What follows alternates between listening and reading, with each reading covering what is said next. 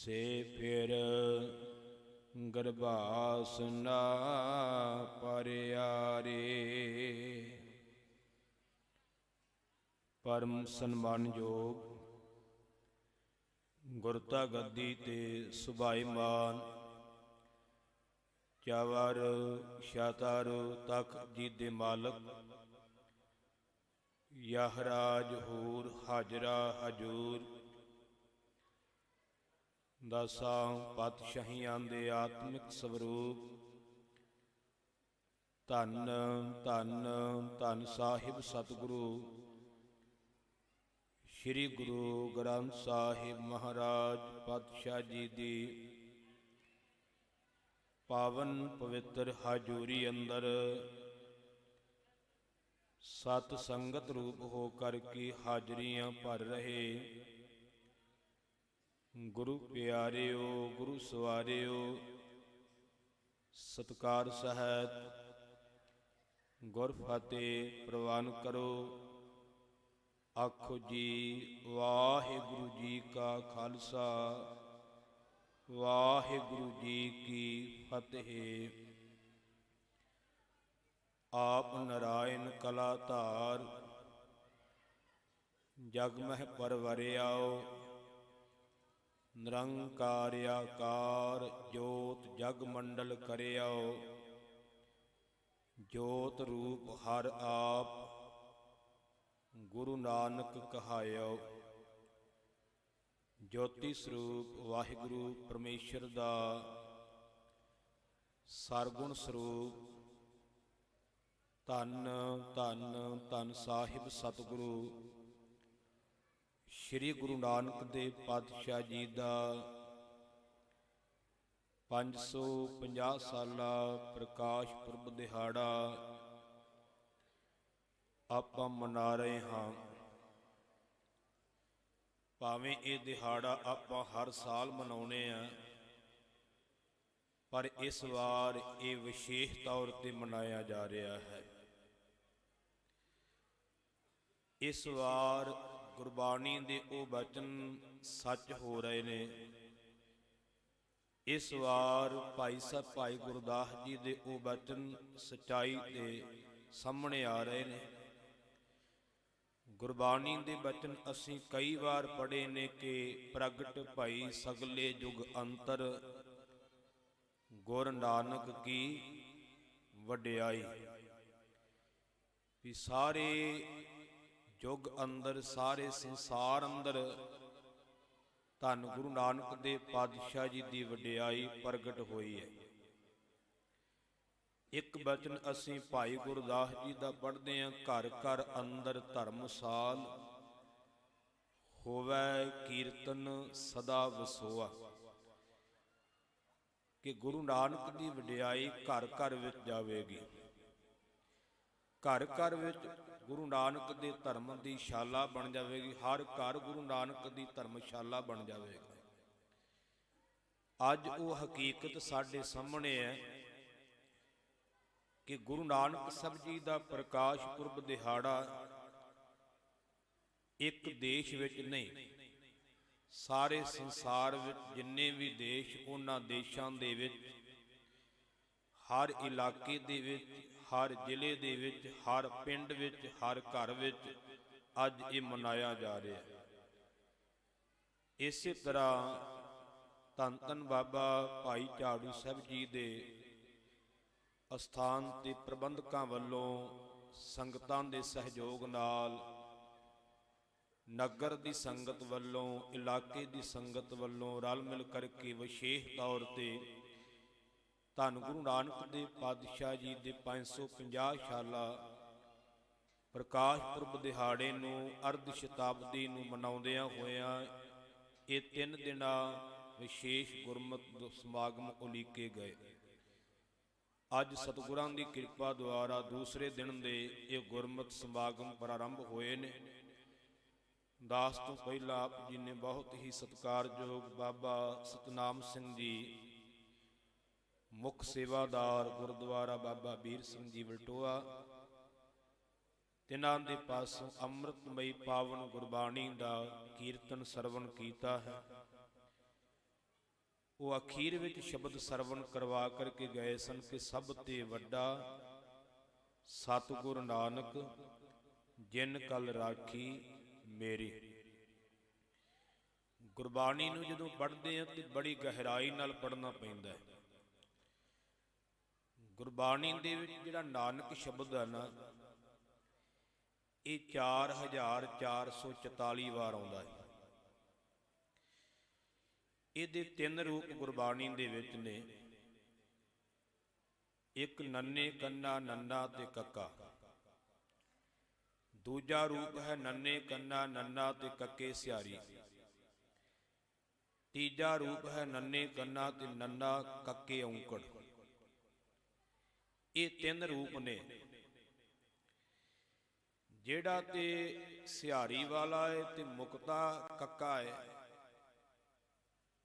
ਉਹਦੇ ਅਰਥ ਹੋਰ ਨੇ, ਤੇ ਜਿਹੜਾ ਕੱਕੇ ਨੂੰ ਔਂਕੜ ਵਾਲਾ ਨਾਨਕ ਹੈ ਉਹਦੇ ਅਰਥ ਹੋਰ ਨੇ।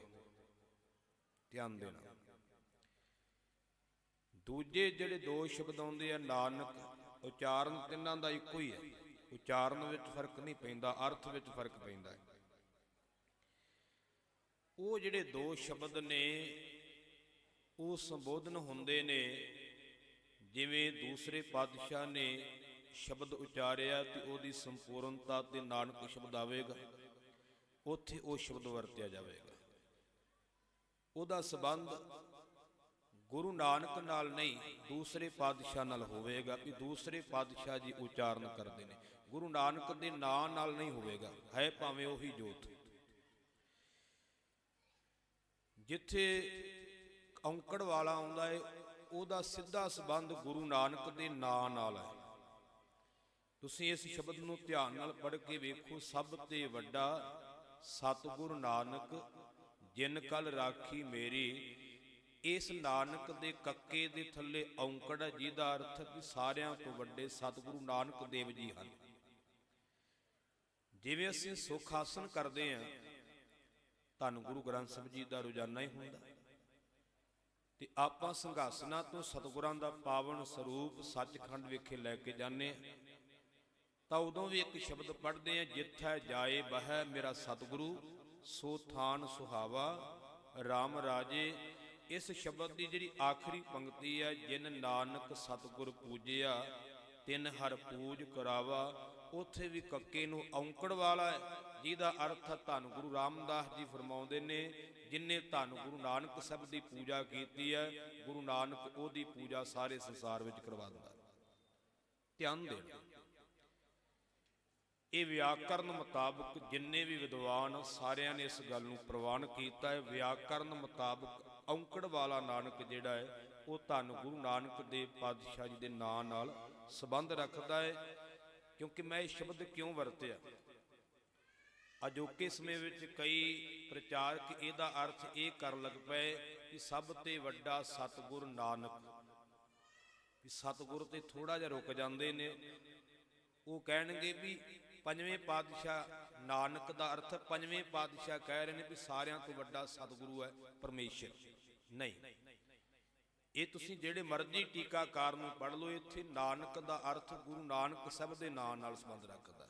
ਪ੍ਰੋਫੈਸਰ ਸਾਹਿਬ ਸਿੰਘ ਨੇ ਵੀ ਅਰਥ ਇਹੀ ਕੀਤਾ, ਜਿੰਨੇ ਵੀ ਵਿਦਵਾਨ ਨੇ। ਇੱਥੇ ਇਹ ਅਰਥ ਨਹੀਂਗਾ ਵੀ ਨਾਨਕ ਦਾ ਅਰਥ ਇੱਥੇ ਗੁਰੂ ਅਰਜਨ ਦੇਵ ਪਾਤਸ਼ਾਹ ਦੇ ਨਾਲ ਨਹੀਂ ਲੱਗਣਾ।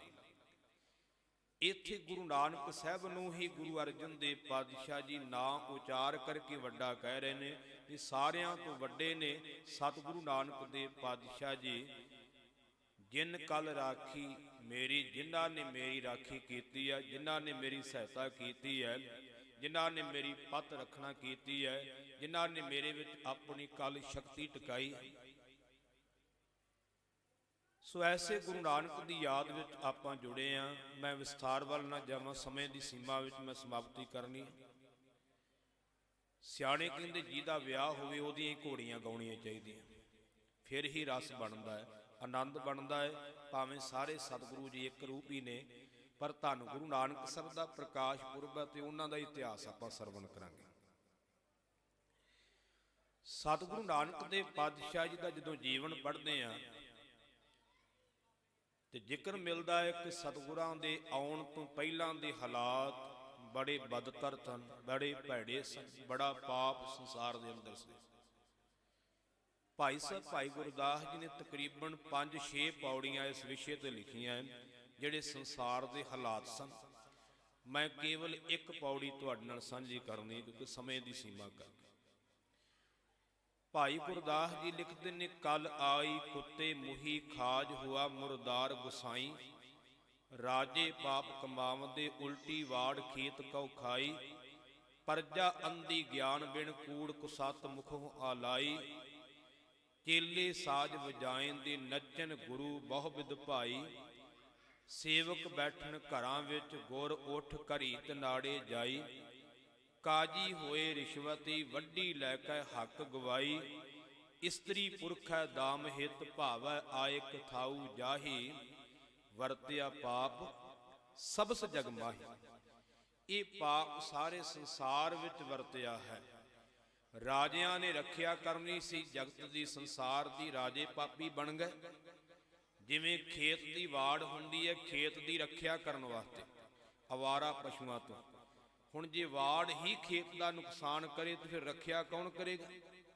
इसे तरह जिहड़े राजे ने ये देश दी वाड़ ने, दुश्मन तो बचाउण वास्ते जे राजा ही देश दे विच प्रजा नूं दुखी करन लग पवे, लुट्टण लग पवे, मारन लग पवे, कहंदे वाड़ ही खेत नूं खाण लग पई ते बचावेगा कौन। राजे जिहड़े सी वो पापी बन गए। कल्ले राजे नहीं विगड़े, पातशाह कहंदे प्रजा अंधी ज्ञान बिन, जिहड़ी प्रजा सी जिन्हां दे सिर ते राजे कायम हुंदे, क्योंकि कोई भी लीडर है वो प्रजा दे सिर ते वोटां पावांगे तो लीडर बनेगा। योगदान ते साडा विच ही है ना। सो कहंदे ने प्रजा भी विगड़ चुकी है। प्रजा उन्हां जुल्मी राजियां दे गुण गान कर रही है, कह रही है कि बहुत चंगे ने, कहंदे वो भी अन्नी हुई है ते झूठ ते अधर्म की गल अपने मुखों बोली जा रही है, अधर्मियां दे मगर लग रही है। कहंदे प्रजा भी अन्नी हुई है ते जिहड़े धार्मिक आगू ने कहंदे ने वो भी विगड़ चुके ने, क्योंकि जिहड़े चेले ने वो साज वजाउंदे ने, जिहड़े धार्मिक गुरु ने जिन्हां ने चेलियां नूं सिद्धे रस्ते पाउणा वो चेलियां दे मगर लग करके पाप करदे पए। सेवक घरां विच बैठे, हालांकि सेवकां ने गुरु कोले चल के आउणा, गुरु उन्हां कोले चल के जा रहे, क्योंकि गुरु दा आचरण भाव उन्हां धार्मिक आगूआं दा आचरण चुका है। वो माया दे लालच विच होण करके, झारी होण करके, वो काणे होण करके उन्हां चेलियां दे थल्ले लग करके जो कर्म कहिंदे ने वो करन वास्ते तैयार। वो किहड़े किहड़े आगू ने धन गुरु नानक साहब ने बाणी विच भी लिखिआ। 3 आगू संसार दे सन। एक सी गुरु प्यार वालिओ काजी, दूजा ब्राह्मण, तीजे सन जोगी, जिन्हां ने संसार नूं कोई सेध देनी सी। पर पातशाह कहंदे असल संसार नूं उजाड़िया किसे ने नहीं, इन्हां तिन्हां ने उजाड़ के रख दिता है। मैं संखेप विच वचन कहांगा, समा बड़ा सीमित है ते मैं वचन तुहाडे नाल बहुते करने, ध्यान देना। गुरु प्यार वालिओ, धन गुरु नानक साहब दे बोल ने उन्हां दे अपने। पातशाह कहंदे ने, कादी कूड़ बोल मल खाए, ब्राह्मण नहावै जियां घर, जोगी जुगत न जाणै अंध, तीने उजाड़े का बंद। कहंदे जिहड़े काजी ने सिक्ख्या देनी सी, झूठ बोल करके ऐसी मल खा रहा है, झूठ का साथ दे रहा है, जिन्हों भाई गुरदास जी कहंदे काजी होए रिश्वती वड्डी लैके हक गवाई। काजी रिश्वती बन गए, वड्डी लै करके जिहड़ा सच सी, जिहड़ा असली हक जिते पहरा देना सी, वो उन्हां ने गवा दिता है। कहंदे ने काजी जिहड़ा वो विगड़ गया, वो झूठ बोलदा पिया, जिन्हें सच दा मार्ग दसना सी। ब्राह्मण नहावै जियां घाए, ब्राह्मण धर्म दा आगू सी, जिन्हां ने सीधे रस्ते पाउणा सी। कहंदे वो ब्राह्मण जियां नूं मार मार करके उस खून विच मानो कि नहा रहा, बलियां दे रहा जीवां दियां। ये कर्म कर रहा है। जिन्हें धर्म की गल अगे तोरनी सी, आप धर्म तो ओले हो गया। जोगी जो ब्राह्मणां नूं साड़िया, ਉਹਨਾਂ ਦੇ ਬੱਚਿਆਂ ਦੇ ਕਤਲ ਕੀਤੇ, ਉਹਨਾਂ ਦੀਆਂ ਬਹੂਆਂ ਬੇਟੀਆਂ ਨੂੰ ਜ਼ਬਰਦਸਤੀ ਚੁੱਕ ਕਰਕੇ ਗਜਨੀ ਦੇ ਬਾਜ਼ਾਰਾਂ ਵਿੱਚ ਟਕੇ ਟਕੇ ਤੇ ਵੇਚਿਆ। ਗੁਲਾਮਾਂ ਦੀ ਮੰਡੀ ਲੱਗਦੀ ਸੀ। ਸੋ ਗੁਰੂ ਪਿਆਰ ਵਾਲਿਓ, ਬੱਚੀਆਂ ਨੂੰ ਵੇਚਣ ਦੀ ਮੰਡੀ ਲੱਗਦੀ ਸੀ। ਐਸੇ ਪਾਪ ਸੰਸਾਰ ਦੇ ਅੰਦਰ ਵੱਧ ਗਏ। ਇਸਤਰੀ ਤੇ ਪੁਰਖ ਜਿਹੜੇ ਸਨ ਉਹ ਵੀ ਆਪਣੇ ਅਕੀਦੇ ਤੋਂ ਥਿੜਕ ਗਏ ਸੀ। ਭਾਈ ਗੁਰਦਾਸ ਜੀ ਲਿਖਦੇ ਨੇ, ਇਸਤਰੀ ਪੁਰਖ ਦਾਮ ਹਿਤ ਭਾਵੈ ਆਊ ਕਿਥਾਊ ਜਾਹੇ।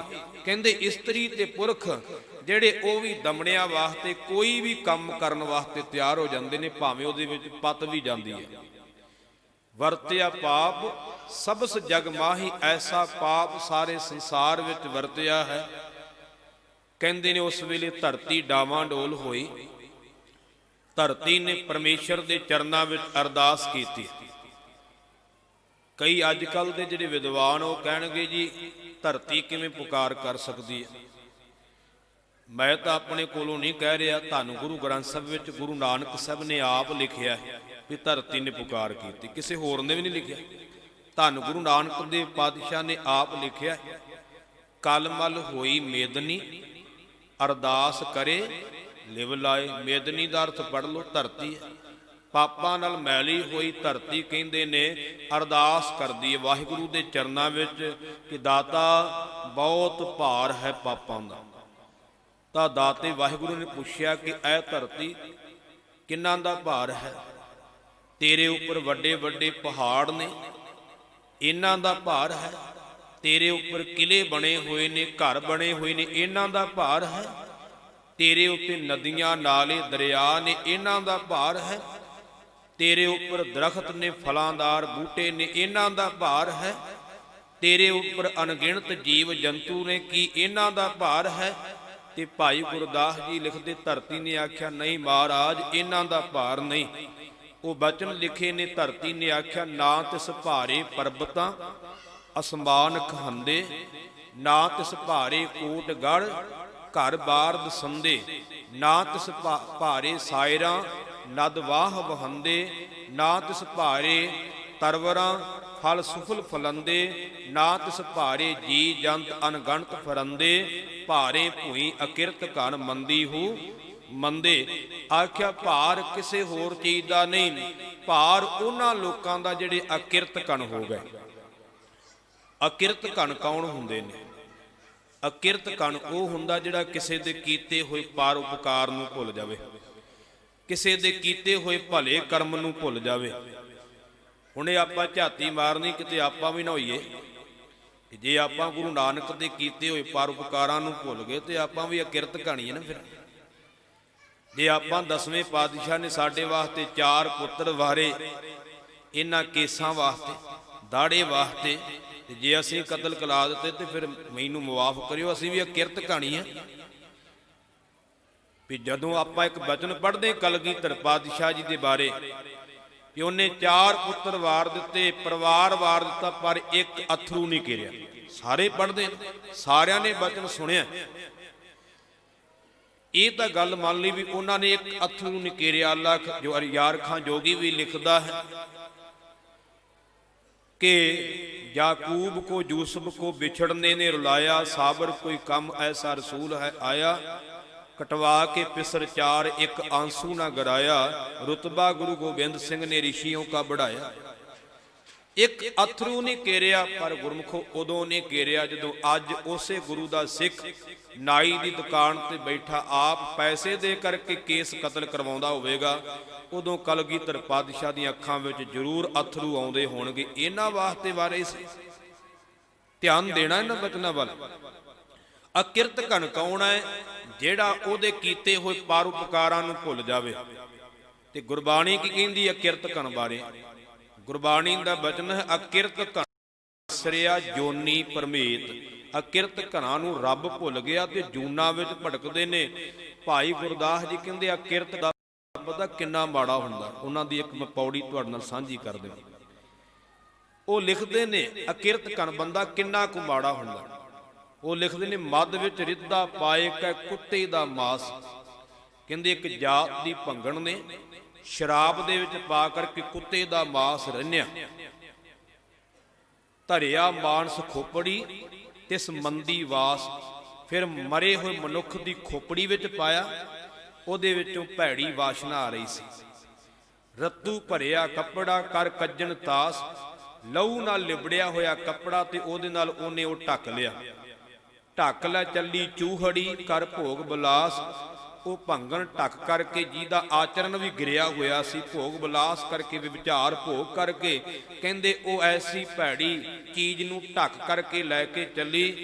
ਅੱਗੋਂ ਕੋਈ ਉਹਨੂੰ ਮਨੁੱਖ ਮਿਲਿਆ, ਉਹਨੇ ਪੁੱਛਿਆ, ਆਖ ਸੁਣਾਏ ਪੁੱਛਿਆ ਲਾਹੇ ਵਿਸ਼ਵਾਸ।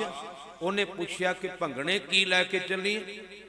ਉਹ ਭੰਗਣ ਕਹਿਣ ਲੱਗੀ, ਇਹ ਕੁੱਤੇ ਦਾ ਮਾਸ।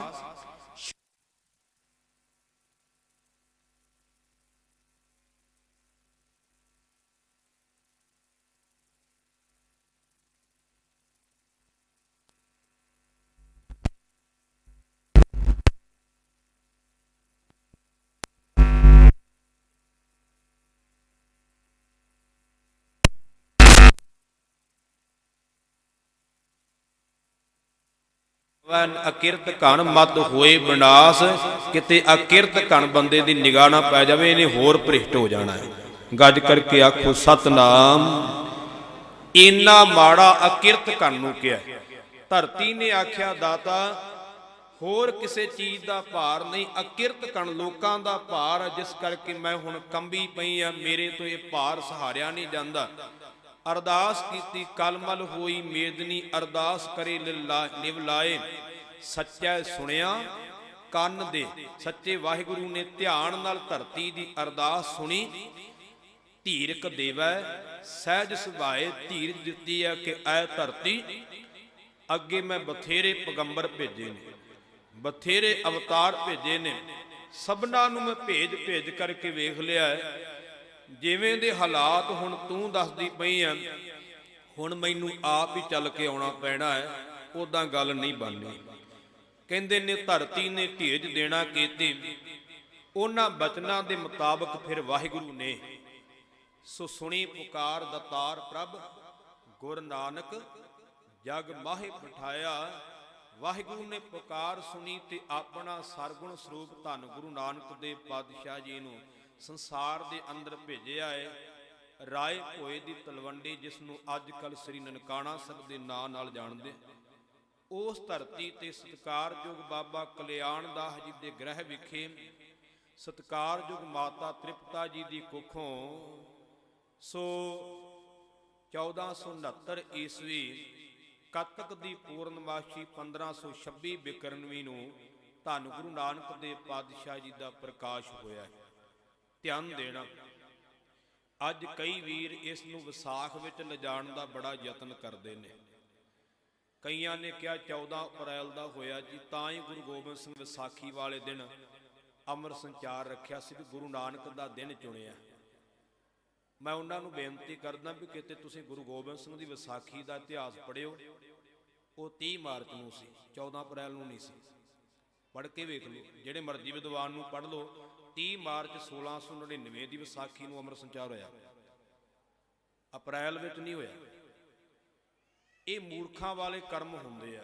ਅਜੇ ਤੱਕ ਤੁਸੀਂ ਕਿਸੇ ਨੇ ਸੁਣਿਆ ਕਿ ਵਿਸਾਖ ਦੇ ਮਹੀਨੇ ਵਿੱਚ ਗੁਰੂ ਨਾਨਕ ਦਾ ਗੁਰਪੁਰਬ ਮਨਾਇਆ ਹੋਵੇ? ਤੁਹਾਡੇ ਵਿੱਚ ਵੱਡੇ ਵੱਡੇ ਬਜ਼ੁਰਗ ਵੀ ਬੈਠੇ ਆ, ਕਦੀ ਕਿਸੇ ਨੇ ਵੇਖਿਆ ਅਜੇ ਤੱਕ? ਇੱਕ ਕੌਮ ਵਿੱਚ ਦੁਬਿਧਾ ਪੈਦਾ ਕਰ ਦੇਣੀ ਹੈ। ਹੁਣ ਵੀ ਜਿਹੜਾ ਆਪਾਂ ਕੱਤਕ ਦੀ ਪੂਰਨਮਾਸ਼ੀ ਨੂੰ 12 ਤਰੀਕ ਨੂੰ ਮਨਾ ਰਹੇ ਹਾਂ, 12 ਤਰੀਕ ਨੂੰ ਕੱਤਕ ਦੀ ਪੂਰਨਮਾਸ਼ੀ। ਤੇ ਸਭ ਤੋਂ ਵੱਡਾ ਸਾਡੇ ਕੋਲ ਪ੍ਰਮਾਣ ਹੈ ਭਾਈ ਸਾਹਿਬ ਭਾਈ ਗੁਰਦਾਸ ਜੀ, ਜਿਹੜੇ ਜਿਹੜੇ ਗੁਰੂ ਅਰਜਨ ਦੇਵ ਪਾਤਸ਼ਾਹ ਜੀ ਦੇ ਨਜ਼ਦੀਕੀ ਸਿੱਖ ਹੋਏ ਨੇ। ਰਿਸ਼ਤੇਦਾਰੀ ਵਿੱਚੋਂ ਗੁਰੂ ਅਮਰਦਾਸ ਜੀ ਦੇ ਭਤੀਜੇ ਲੱਗਦੇ ਸਨ, ਧੰਨ ਗੁਰੂ ਅਰਜਨ ਦੇਵ ਪਾਤਸ਼ਾਹ ਜੀ ਦੇ ਮਾਮਾ ਜੀ ਲੱਗਦੇ ਸਨ। ਜਦੋਂ ਪਹਿਲੀ ਵਾਰ ਧੰਨ ਗੁਰੂ ਗ੍ਰੰਥ ਸਾਹਿਬ ਜੀ ਦਾ ਪਾਵਨ ਸਵਰੂਪ ਗੁਰੂ ਅਰਜਨ ਦੇਵ ਪਾਤਸ਼ਾਹ ਜੀ ਨੇ ਲਿਖਾਇਆ ਹੈ, ਉਦੋਂ ਪਹਿਲੇ ਲਿਖਾਰੀ ਹੋਣ ਦਾ ਮਾਣ ਭਾਈ ਗੁਰਦਾਸ ਜੀ ਦੀ ਝੋਲੀ 'ਚ ਪਿਆ। ਸ੍ਰੀ ਅਕਾਲ ਤਖਤ ਸਾਹਿਬ ਦੇ ਪਹਿਲੇ ਜਥੇਦਾਰ ਹੋਣ ਦਾ ਮਾਣ ਵੀ ਭਾਈ ਗੁਰਦਾਸ ਜੀ ਨੂੰ ਮਿਲਿਆ। ਤੇ ਗੁਰੂ ਪਿਆਰ ਵਾਲਿਓ, ਜਦੋਂ ਸਿੱਖ ਰਹਿਤ ਮਰਿਆਦਾ ਪੜ੍ਹਦੇ ਆ, ਜਿੱਥੇ ਧੰਨ ਗੁਰੂ ਗ੍ਰੰਥ ਸਾਹਿਬ ਦੀ ਬਾਣੀ ਦਾ ਕੀਰਤਨ ਹੋ ਸਕਦਾ ਹੈ, ਉੱਥੇ ਭਾਈ ਗੁਰਦਾਸ ਜੀ ਦੀ ਬਾਣੀ ਦਾ ਬਰਾਬਰ ਤੇ ਕੀਰਤਨ ਹੋ ਸਕਦਾ। ਮਾਨਤਾ ਹੈ। ਗੁਰੂ ਗ੍ਰੰਥ ਸਾਹਿਬ ਦੀ ਕੁੰਜੀ ਕਿਹਾ ਹੈ ਭਾਈ ਗੁਰਦਾਸ ਜੀ ਦੀ ਬਾਣੀ ਨੂੰ। ਤੇ ਭਾਈ ਗੁਰਦਾਸ ਜੀ ਦਾ ਇੱਕ ਕਵਿਤ ਸਵਈਆ ਆਉਂਦਾ, ਮੈਂ ਇੱਕੋ ਹੀ ਪੰਕਤੀ ਸੁਣਾਉਣ ਲੱਗਾ। ਉਹਦੇ ਵਿੱਚ ਭਾਈ ਗੁਰਦਾਸ ਜੀ ਨੇ ਬਕਾਇਦਾ ਜ਼ਿਕਰ ਕੀਤਾ, ਕਾਰਤਕ ਮਾਸ ਰੁੱਤ ਸਰਦ ਪੂਰਨਮਾਸ਼ੀ, 8 ਜਾਮ 60 ਘੜੀ ਆਜ ਤੇਰੀ ਬਾਰੀ ਹੈ। ਕਹਿੰਦੇ ਕੱਤਕ ਦਾ ਮਹੀਨਾ ਸੀ, ਸਰਦੀ ਦੀ ਰੁੱਤ ਸੀ, ਪੂਰਨਮਾਸ਼ੀ ਦਾ ਦਿਹਾੜਾ ਸੀ। ਕਹਿੰਦੇ ਉਦੋਂ ਮੇਰੇ ਵਾਹਿਗੁਰੂ ਨੇ ਗੁਰੂ ਨਾਨਕ ਦੇ ਰੂਪ ਵਿੱਚ ਸੰਸਾਰ ਤੇ ਆਉਣਾ ਕੀਤਾ। ਅੱਜ ਉਹਦੀ ਵਾਰੀ ਹੈ, ਅੱਜ ਗੁਰੂ ਨਾਨਕ ਸੰਸਾਰ ਤੇ ਆਇਆ। ਹੁਣ ਉਦੋਂ ਅੱਗੇ ਤੇ ਪ੍ਰਮਾਣ ਦੀ ਲੋੜ ਨਹੀਂ, ਅਜੇ ਵੀ ਕਿਸੇ ਨੂੰ ਸ਼ੱਕ ਹੋਵੇ ਬਾਅਦ ਵਿੱਚ ਵਿਚਾਰ ਕਰ ਸਕਦਾ। ਧਿਆਨ ਦੇਣਾ, ਵਿਸਥਾਰ ਲਈ ਪੜ੍ਹਨਾ ਹੋਵੇ ਤਾਂ ਵਿਸਾਖ ਨਹੀਂ ਕੱਤਕ ਗਿਆਨੀ ਈਸ਼ਰ ਸਿੰਘ ਜੀ ਨਾਰਾ ਦੀ ਇੱਕ ਬੁੱਕ ਪੜ੍ਹ ਲਿਓ, 250 ਪੇਜ ਦੀ ਹੈ ਉਹ ਪੜ੍ਹ ਕੇ ਸਾਰਾ ਖੁਲਾਸਾ ਹੋ ਜਾਵੇਗਾ। ਹੋਰ ਵੀ ਪ੍ਰਮਾਣ ਬੜੇ ਨੇ, ਪਰ ਮੈਂ ਕੇਵਲ ਸੰਕੋਚਦਾ ਹਾਂ। ਧੰਨ ਗੁਰੂ ਨਾਨਕ ਦੇਵ ਪਾਤਸ਼ਾਹ ਜੀ ਦਾ ਪ੍ਰਕਾਸ਼ ਹੋਇਆ ਕੱਤਕ ਦੀ ਪੂਰਨਮਾਸ਼ੀ ਨੂੰ। ਸਭ ਤੋਂ ਪਹਿਲਾ ਦਰਸ਼ਨ ਗੁਰੂ ਨਾਨਕ ਸਾਹਿਬ ਜੀ ਦਾ ਹੋਇਆ ਦੌਲਤਾਂ ਦਾਈ ਨੂੰ। ਦੌਲਤਾਂ ਦਾਈ ਨੇ ਦਰਸ਼ਨ ਕੀਤਾ ਤੇ ਭੱਜੀ ਆਈ, ਦੌੜੀ ਆਈ। ਪਟਵਾਰੀ ਜੀ ਨੂੰ ਆਖਿਆ, ਪਟਵਾਰੀ ਜੀ ਵਧਾਈਆਂ ਹੋਣ, ਤੁਹਾਡੇ ਘਰ ਵਿੱਚ ਸਾਹਿਬਜ਼ਾਦਾ ਆਇਆ। ਅੱਜ ਵੀ ਇਸੇ ਤਰ੍ਹਾਂ ਹੁੰਦਾ ਹੈ, ਪਹਿਲਾਂ ਦਾਈਆਂ ਕਰਮ ਕਰਦੀਆਂ ਸੀ, ਅੱਜ ਨਰਸਾਂ ਨੇ। ਜਦੋਂ ਬੱਚੇ ਦਾ ਜਨਮ ਹੁੰਦਾ ਹੈ ਤੇ ਨਰਸ ਦੌੜ ਕਰਕੇ ਪਿਤਾ ਨੂੰ ਵਧਾਈ ਦਿੰਦੀ ਹੈ, ਕਿਉਂਕਿ ਕੁਝ ਨਾ ਕੁਝ ਪ੍ਰਾਪਤ ਹੋਵੇਗਾ। ਦਾਈ ਦਾ ਵੀ ਇਹ ਕਰਮ ਹੁੰਦਾ ਸੀ, ਪਿਤਾ ਨੂੰ ਜਾ ਕੇ ਦੱਸਣ ਦਾ ਭਾਵ ਹੁੰਦਾ ਸੀ ਕਿ ਪਿਤਾ ਖੁਸ਼ੀ ਦੀ ਖਬਰ ਸੁਣ ਕਰਕੇ ਮੈਨੂੰ ਕੁਝ ਧਨ ਦੇਵੇਗਾ, ਕੁਝ ਸ਼ਗਨ ਦੇਵੇਗਾ। ਜਦੋਂ ਦੌਲਤਾਂ ਦਾਈ ਨੇ ਦੱਸਿਆ ਨਾ, ਉਸ ਵੇਲੇ ਗੁਰੂ ਪਿਆਰ ਵਾਲਿਓ ਪਟਵਾਰੀ ਜੀ ਨੇ ਜੇਬ ਵਿੱਚ ਹੱਥ ਪਾਇਆ ਹੈ ਕਿ ਮੈਂ ਕੁਝ ਇਸ ਨੂੰ ਦੇਵਾਂ, ਤਾਂ ਦੌਲਤਾਂ ਦਾਈ ਨੇ ਹੱਥ ਜੋੜ ਕੇ ਆਖਿਆ, ਮਹਿਤਾ ਜੀ ਅੱਜ ਜੇਬ ਵਿੱਚ ਹੱਥ ਪਾਉਣ ਦੀ ਲੋੜ ਨਹੀਂ, ਅੱਜ ਕੁਝ ਦੇਣ ਦੀ ਲੋੜ ਨਹੀਂ, ਮੈਨੂੰ ਸਭ ਕੁਝ ਮਿਲ ਗਿਆ। ਪਟਵਾਰੀ ਜੀ ਕਹਿਣ ਲੱਗੇ, ਦੌਲਤਾਂ ਘਰ ਦਾ ਮੁਖੀਆ ਮੈਂ, ਦੇਣ ਲੈਣ ਕਰਨ ਵਾਲਾ ਮੈਂ, ਤੈਨੂੰ ਮੇਰੇ ਤੋਂ ਬਿਨਾਂ ਕਿਹਨੇ ਦੇ ਦਿੱਤਾ? ਆਖਿਆ ਅੱਜ ਤੇਰੇ ਸਾਹਿਬਜ਼ਾਦੇ ਦੇ ਦਰਸ਼ਨਾਂ ਵਿੱਚੋਂ ਹੀ ਸਭ ਕੁਝ ਮਿਲ ਗਿਆ। ਦੌਲਤਾਂ ਨੇ ਆਖਿਆ ਅੱਗੇ ਮੇਰਾ ਨਾਂ ਦੌਲਤਾਂ ਸੀ, ਅੱਜ ਤੇਰੇ ਸਾਹਿਬਜ਼ਾਦੇ ਦੇ ਦਰਸ਼ਨ ਕਰਕੇ ਮੈਨੂੰ ਉਹ ਦੌਲਤ ਮਿਲ ਗਈ ਹੈ ਜਿਹੜੀ ਦੌਲਤ ਨੇ ਮੇਰੇ ਅੰਦਰ ਦੀਆਂ ਸਾਰੀਆਂ ਭੁੱਖਾਂ ਦੂਰ ਕਰ ਦਿੱਤੀਆਂ ਨੇ। ਸਾਚਾ ਨਾਮ ਮੇਰਾ ਆਧਾਰੋ, ਸਾਚ ਨਾਮ ਆਧਾਰ ਮੇਰਾ, ਜਿਨ ਭੁੱਖਾਂ ਸਭ ਗਵਾਈਆਂ, ਜਿਨੇ ਸਾਰੀਆਂ ਭੁੱਖਾਂ ਹੀ ਦੂਰ ਕਰ ਦਿੱਤੀਆਂ ਹੈ। ਅੱਜ ਦੌਲਤਾਂ ਅਸਲੀ ਦੌਲਤ ਪਾ ਕਰਕੇ ਨਿਹਾਲ ਹੋ ਗਈ ਹੈ। ਦੌਲਤਾਂ ਤੇ ਕਿਰਪਾ ਹੋਈ, ਕਿੰਨੇ ਭਾਗਾਂ ਵਾਲੀ ਉਦਾਈ ਹੋਵੇਗੀ। ਇਤਿਹਾਸਕਾਰ ਲਿਖਦੇ ਨੇ ਕਿ ਸਤਿਗੁਰੂ ਪਾਤਸ਼ਾਹ ਜੀ ਦਾ ਜਦੋਂ ਨਾਮਕਰਨ ਕੀਤਾ ਗਿਆ, ਉਦੋਂ ਅਜੇ ਸਿੱਖ ਧਰਮ ਪ੍ਰਾਰੰਭ ਨਹੀਂ ਹੋਇਆ। ਉਦੋਂ ਮਰਿਆਦਾ ਵੀ ਸਿੱਖੀ ਵਾਲੀ ਨਹੀਂ, ਕਿਉਂਕਿ ਸਿੱਖੀ ਦੀ ਮਰਿਆਦਾ ਤੇ ਗੁਰੂ ਨਾਨਕ ਸਾਹਿਬ ਤੋਂ ਹੀ ਚੱਲੂਗੀ ਨਾ। ਧਿਆਨ ਦੇਣਾ, ਜਿਵੇਂ ਪਹਿਲਾਂ ਦੋ ਧਰਮ ਚੱਲਦੇ ਸੀ, ਇੱਕ ਹਿੰਦੂ ਸੀ ਤੇ ਇੱਕ ਮੁਸਲਮਾਨ ਧਰਮ ਸੀ। ਪਟਵਾਰੀ ਜੀ ਨੇ ਪੰਡਤ ਨੂੰ ਬੁਲਾਇਆ ਜਨਮ ਪੱਤਰੀ ਬਣਾਉਣ ਵਾਸਤੇ। ਪੁਰਾਣੇ ਸਮੇਂ ਵਿੱਚ ਅੱਜ ਵੀ ਹਿੰਦੂ ਵੀਰਾਂ ਵਿੱਚ ਜਨਮ ਪੱਤਰੀ ਪੰਡਤ ਹੀ ਬਣਾਉਂਦੇ ਆ। ਧਿਆਨ ਦੇਣਾ, ਹੁਣ ਜਨਮ ਪੱਤਰੀ ਬਣਾਉਣ ਵਾਸਤੇ ਜਦੋਂ ਸੱਦਿਆ ਤੇ ਪੰਡਤ ਲੋਕ ਜਨਮ ਪੱਤਰੀ ਬਣਾਉਣ ਵਾਸਤੇ ਪਹਿਲਾਂ ਦਾਈ ਨੂੰ ਸੱਦਦੇ ਸਨ। ਦਾਈ ਦੇ ਕੋਲੋਂ ਸਭ ਕੁਝ ਪੁੱਛਿਆ ਜਾਂਦਾ ਸੀ ਵੀ ਜਦੋਂ ਜਨਮ ਹੋਇਆ ਸੀ ਉਦੋਂ ਤੂੰ ਕੋਲ ਸੀ, ਕਿੰਨੇ ਸਮੇਂ ਤੇ ਜਨਮ ਹੋਇਆ ਸੀ, ਜਦੋਂ ਬੱਚੇ ਦਾ ਜਨਮ ਹੋਇਆ ਸੀ ਬੱਚਾ ਰੋਇਆ ਸੀ ਜਾਂ ਚੁੱਪ ਸੀ ਜਾਂ ਕੋਈ ਉਹਨੇ ਹੋਰ ਹਰਕਤ ਕੀਤੀ ਸੀ, ਦਾਈ ਦੱਸਦਾ। ਦੌਲਤਾਂ ਦਾਈ ਨੂੰ ਬੁਲਾਇਆ ਗਿਆ।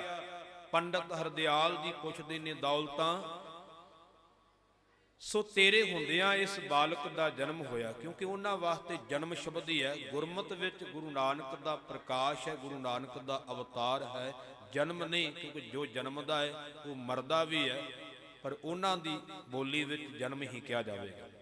ਧਿਆਨ ਦੇਣਾ, ਦੌਲਤਾਂ ਨੇ ਆਖਿਆ ਹੈ ਕਿ ਪੰਡਤ ਜੀ ਮੇਰੇ ਇਹਨਾਂ ਹੱਥਾਂ ਵਿੱਚ ਹਜ਼ਾਰਾਂ ਬੱਚਿਆਂ ਨੇ ਜਨਮ ਲਿਆ, ਪਰ ਇਹੋ ਜਿਹੇ ਬਾਲਕ ਦਾ ਜਨਮ ਅਜੇ ਤੱਕ ਮੇਰੇ ਹੱਥਾਂ 'ਚ ਕਦੇ ਨਹੀਂ ਹੋਇਆ। ਆਖਿਆ ਫਰਕ ਕੀ ਇਹਦੇ ਵਿੱਚ?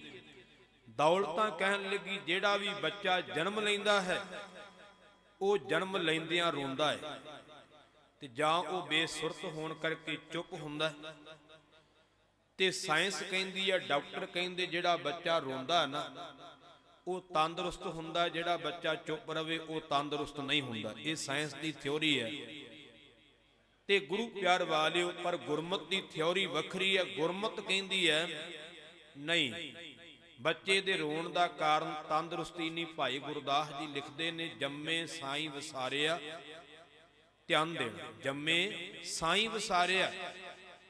ਕਹਿੰਦੇ ਨੇ ਜਨਮ ਲੈਂਦਿਆਂ ਸਾਈਂ ਨੂੰ ਭੁੱਲਣ ਕਰਕੇ ਉਹ ਬੱਚਾ ਰੋਂਦਾ ਹੈ, ਮਾਲਕ ਨਾਲੋਂ ਵਿਛੜ ਕਰਕੇ ਰੋਂਦਾ ਹੈ ਕਿ ਮੇਰਾ ਉਹਦੇ ਨਾਲੋਂ ਵਿਛੋੜਾ ਪੈ ਗਿਆ ਹੈ। ਕਹਿੰਦੇ ਰੋਣ ਦਾ ਕਾਰਨ ਤੰਦਰੁਸਤੀ ਨਹੀਂ, ਪਰ ਭਾਈ ਗੁਰਦਾਸ ਜੀ ਕਹਿੰਦੇ ਨੇ ਉਹ ਰੋਵੈ ਦੁੱਖ ਆਪਣਾ, ਹੱਸ ਹੱਸ ਗਾਵੈ ਸਭ ਪਰਿਵਾਰਾ। ਕਹਿੰਦੇ ਉਹ ਤੇ ਆਪਣਾ ਦੁੱਖ ਰੋਂਦਾ ਹੈ ਕਿ ਮੈਂ ਵਿਛੜ ਗਿਆ, ਵਿਛੋੜਾ ਪੈ ਗਿਆ ਹੈ। ਪਰਿਵਾਰ ਵਧਾਈਆਂ ਦਿੰਦਾ ਹੈ, ਹੱਸ ਹੱਸ ਖੁਸ਼ੀਆਂ ਮਨਾਉਂਦਾ ਹੈ, ਕਿਉਂਕਿ ਪਰਿਵਾਰ ਨੂੰ ਤੇ ਜਨਮ ਦੀ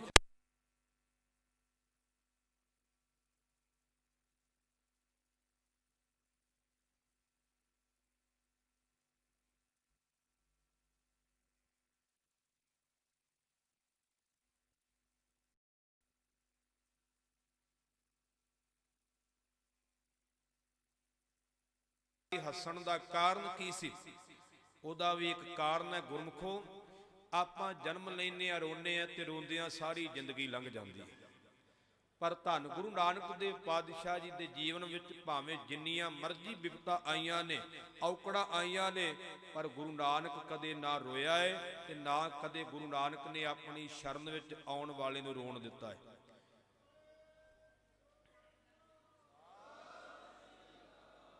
ਉਹਨਾਂ ਦਾ ਜੀਵਨ ਹੀ ਖੁਸ਼ੀ ਤੋਂ ਸ਼ੁਰੂ ਹੋਇਆ ਤੇ ਸੰਸਾਰ ਵਿੱਚ ਉਹਨਾਂ ਨੇ ਖੁਸ਼ੀਆਂ ਵੰਡੀਆਂ ਨੇ।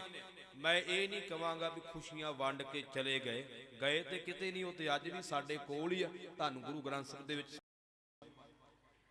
ਸਮਾਂ ਵੀ ਦੌਲਤਾਂ ਨਿਹਾਲ ਹੋਈ। ਰੋਜ਼ਾਨਾ ਮਹਿਤਾ ਪਟਵਾਰੀ ਜੀ ਦੇ ਘਰ ਵਿੱਚ ਲੋਕਾਂ ਦੀ ਭੀੜ ਲੱਗੀ ਹੁੰਦੀ, ਜਿਹੜਾ ਵੀ ਦਰਸ਼ਨ ਕਰਦਾ ਉਹੀ ਨਿਹਾਲ ਹੋ ਜਾਂਦਾ ਹੈ। ਕਿਉਂਕਿ ਜਿਹੜੀ ਪ੍ਰਭੂ ਦੀ ਜੋਤ ਆ ਨਾ, ਉਹਦਾ ਸੰਬੰਧ ਸਰੀਰ ਨਹੀਂ। ਸਰੀਰ ਇੱਕ ਸਾਧਨ ਹੈ, ਜੋਤ ਨੇ ਕਰਮ ਕਰਨਾ। ਵਾਹਿਗੁਰੂ ਦੀ ਜੋਤ ਜੇ 84 ਸਾਲ ਦੇ ਬਾਪੂ ਧੰਨ ਗੁਰੂ ਅਮਰਦਾਸ ਜੀ ਵਿੱਚ ਟਿਕਦੀ ਹੈ ਤੇ ਤਾਂ ਵੀ ਓਨੀ ਤਾਕਤ ਰੱਖਦੀ ਹੈ। ਜੇ 5.25 ਸਾਲ ਦੇ ਧੰਨ ਗੁਰੂ ਹਰਿਕ੍ਰਿਸ਼ਨ ਮਹਾਰਾਜ ਵਿੱਚ ਟਿਕਦੀ ਹੈ ਤੇ ਫਿਰ ਵੀ ਓਨੀ ਤਾਕਤ ਹੈ, ਉਹੀ ਕਰਮ ਕਰਦੀ ਹੈ। ਸਰੀਰ ਨਾਲ ਜੋਤ ਫਰਕ ਨਹੀਂ ਪੈਂਦਾ, ਜੋਤ ਦੀ ਪਾਵਰ ਓਨੀ ਹੈ। ਜੇ 40 ਦਿਨਾਂ ਦੇ ਗੁਰੂ ਹਰਗੋਬਿੰਦ ਸਾਹਿਬ ਵਿੱਚ ਜੋਤ ਹੈ ਤੇ ਜਿਹੜੀ ਦਾਈ ਗੁਰੂ ਹਰਗੋਬਿੰਦ ਸਾਹਿਬ ਨੂੰ ਮਾਰਨ ਵਾਸਤੇ ਆਉਂਦੀ, ਉਹਨੂੰ ਗੁਰੂ ਹਰਗੋਬਿੰਦ ਸਾਹਿਬ 40 ਦਿਨਾਂ ਦੀ ਉਮਰ ਵਿੱਚ ਮਾਰ ਦਿੰਦੇ। 40 ਦਿਨਾਂ ਦੇ ਬੱਚੇ ਨੂੰ ਤੇ ਮਾਂ-ਬਾਪ ਦਾ ਨਹੀਂ ਪਤਾ ਹੁੰਦਾ, ਦਾਈ ਨੂੰ ਕਿਵੇਂ ਮਾਰਦਾ। ਕਰਮ ਤੇ ਜੋਤ ਦਾ ਹੈ, ਕਰਮ ਤੇ ਨਿਰੰਕਾਰ ਦਾ ਹੈ।